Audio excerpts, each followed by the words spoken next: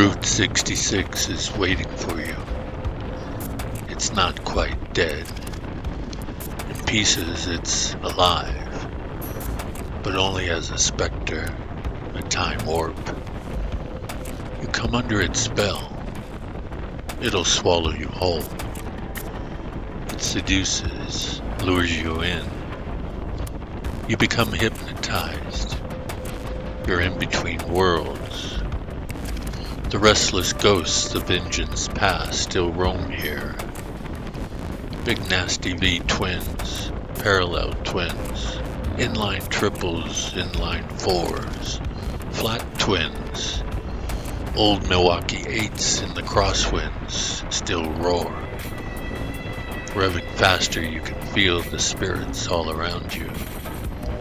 You see shadows of them in tumbleweeds racing across the broken yellow line. On 66, the lanes are still narrow. The empty plains are always wide. Life. That was another year, another time. The past, creeping up on you. You'll swear you're on another glide. Looking around, you wonder, where did they all go? Was there no substance? Was it all for show? What does it mean to anyone now? What will we mean to anyone later? Restless and sad, free with wanderlust. How many times coming this way have you had? The feeling races through your head. This place isn't gone, but it's surely dead. Born November 11th, 1926. Your father had a long record and low-down torque. Your mother liked hidden tattoos and inverted forks. It's here, but obscured, just off the bypass. Flying bodies and metal debris, torn rubber and bitter burned oil stains just out of view. Something's moving, maybe behind that one lone tree. Survivors. They're all long gone, finished before they were through. Like a mangled crash along the side of the fiery road, you can't look away. You can't ignore this place once it takes hold of you. The flames have gone out. They burned out long ago. Just weathered wood and ashes now on the 2,448 miles of junkyard dreams. The mother road is where they got their kicks. In this restless wilderness of RPM, nothing is as it seems.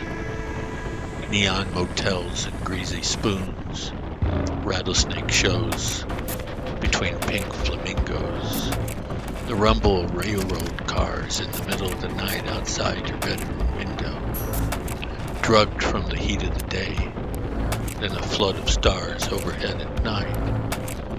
Down the road, a fast old Buick's high beams flashes of TP's trading post signs. Farther out, around the curve, messages from Burma-Shave have you reading between the lines. America's Main Street is now an abandoned whore, one that still calls to you. She flirts with her golden desert's shine. She can still take your breath away, sweeping your heart from wide horizon to sun-kissed mesas and buttes.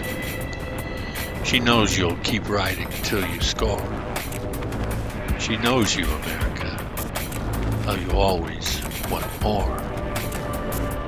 Wanting more is what birthed her, and wanting more is what did her in. First to really have her was the sweeping migration of the Dust Bowl. Wanting more got roving eyes. The day came when wanting more turned two guns into a ghost town. Only stragglers attempting morbid curiosity now stop at Delgadillo's. Most don't care enough about any of it to listen to her story. What does it matter now? So what if Lieutenant Edward Beale was ordered to build a wagon road along the 35th parallel? Most don't recognize the real carnage of the interstate highway system. Just as long as we get more trucks, more traffic, more speed. Yeah, Lucky 66, she knows you. She was there when you wanted more. In Arizona, she originally offered you 401 miles, more than you ever had before. Only after it's gone do some realize what was lost. Some have a pang of regret. They wonder if we should have been more gentle with her. What if we had not used her then thrown her away? But it's typical. In a rush to preserve what's left, they only have us cling to scraps and forlorn debris. All of it now in no condition to be what it is. Who could foresee? On a motorcycle one sees flashes of her beauty. Flying through the wind one senses what she used to be, when she still had her charms, when little towns dotted the landscape between ranches and farms. The echo of that is stronger for someone like me, someone who in the 60s as a kid experienced LA to St. Louis and back on 66 more than once when she was in her glory. Back then, the experience along the highway was a microcosm of American culture. How much has changed? How much is the same?